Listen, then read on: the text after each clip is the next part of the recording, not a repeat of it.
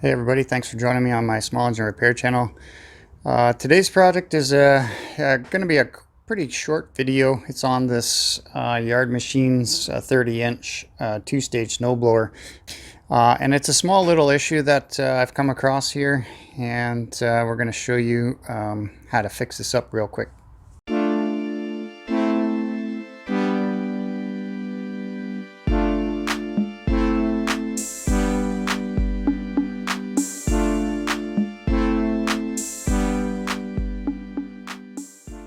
This week's video is just on this little Yardmachines by MTD snowblower.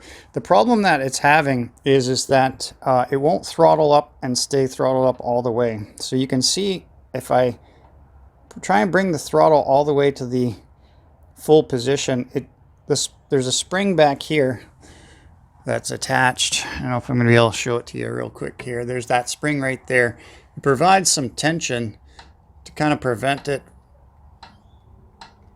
from overspeeding. The problem is that on this particular machine, it's not allowing, that spring tension is not allowing the throttle to go to full throttle, so I'm not getting the max RPM out of it. There's a really quick fix for this to get that throttle to stay in the full open position. I'll show you here in a sec. So if your throttle's not staying wide open, guys, there is a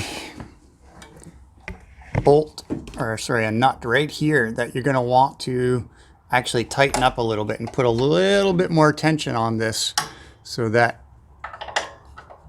a 10mm nut. So I'm just going to try and tighten that down a little bit.